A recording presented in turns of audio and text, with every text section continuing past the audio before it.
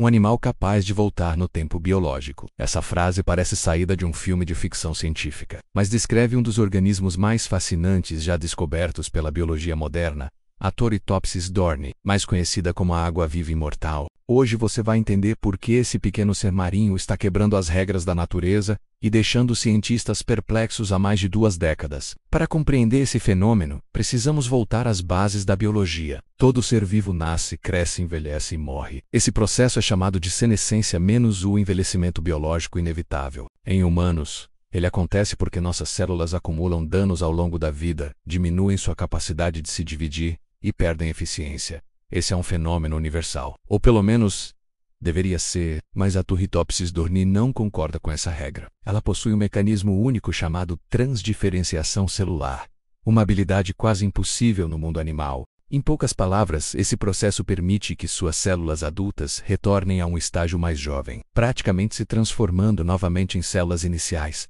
como se apertasse um botão biológico de reiniciar. A história fica ainda mais impressionante quando observamos o ciclo de vida dessa pequena água-viva. Ela nasce como uma larva microscópica chamada plânula.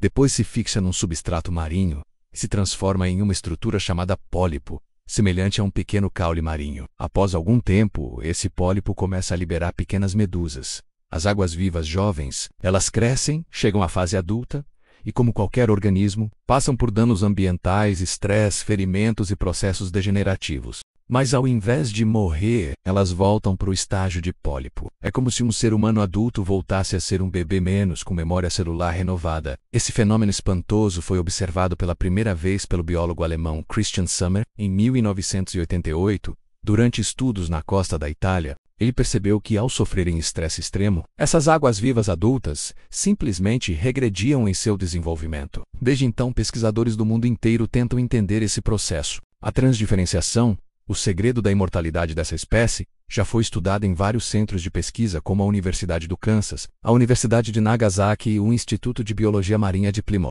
Os cientistas descobriram que, quando a Turritopsis sofre danos letais menos como fome, choques térmicos ou ataques de predadores menos ao invés de morrer, suas células iniciam um processo inverso ao envelhecimento. Elas deixam de ser células maduras e voltam a ser células indiferenciadas, semelhantes às células-tronco. Na prática, a água-viva imortal realiza o equivalente biológico a uma viagem no tempo. Esse processo radical de rejuvenescimento é tão avançado que alguns pesquisadores acreditam que ele poderá, no futuro, inspirar terapias humanas contra o envelhecimento. Imagine um mundo onde células cardíacas danificadas poderiam voltar a ser jovens, onde neurônios lesionados poderiam ser restaurados, onde órgãos inteiros poderiam se regenerar. É exatamente isso que a Turritopsis faz menos naturalmente. Mas aqui está o detalhe mais perturbador.